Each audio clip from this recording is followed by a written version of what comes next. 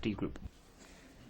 Well, good morning. I know it's seasonal to talk about the 12 days of Christmas, but I want to talk about the 21-day countdown to the opening of the doors to 29 million poor people from Romania and Bulgaria. It does, I think, mark a pivotal moment in British politics. Now, very often in Britain, MEPs complain that they haven't got a high enough profile with the public, and I want to try and change that today, because Brigadier Geoffrey Van Orden, sitting behind me here, British Conservative, was the rapporteur, the sponsor for Bulgaria joining the European Union and for us having a total open door to all of those people. So well done, Brigadier.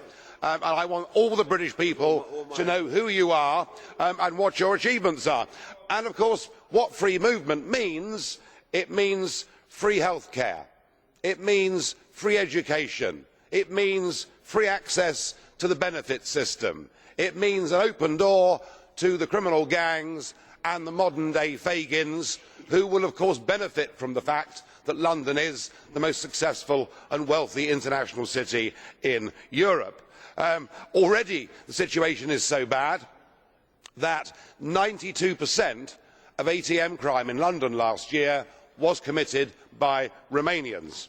Now look, I am not scapegoating in any way, and I know that a lot of people that come from Bulgaria and Romania will be very decent people who want to work hard and want to better their lives.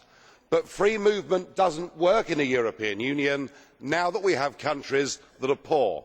A man that comes from Bucharest and works in London and gets child benefit for the 2 children back home, that child benefit is worth more than he can actually earn doing a menial job in Bucharest. And that is the reason why the numbers that come to Britain will indeed be absolutely enormous. Now, I've said for some time, and now the British people agree, enough is enough. 80% of the British people do not want those borders to come down in 21 days' time. It's unfair. It's unfair on working people. It is leading to lower wages. It is leading to higher youth unemployment, and it is leading to divided communities. But of course it doesn't end here, because our Prime Minister, Mr Cameron, with the full support of Labour and the Lib Dems, now wants to extend this principle of open borders, as he says himself, from the Atlantic to the Urals.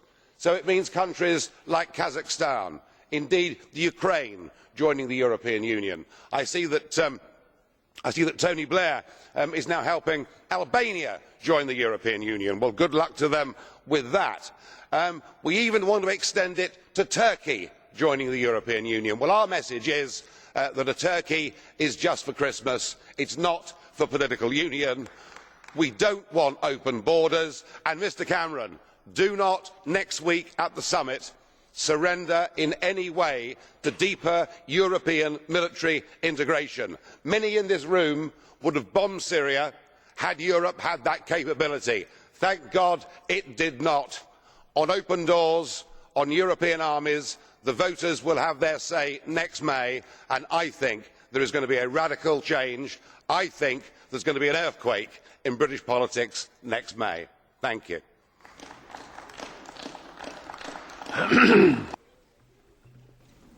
Bronze, thank you for the question. Can I make something clear to you?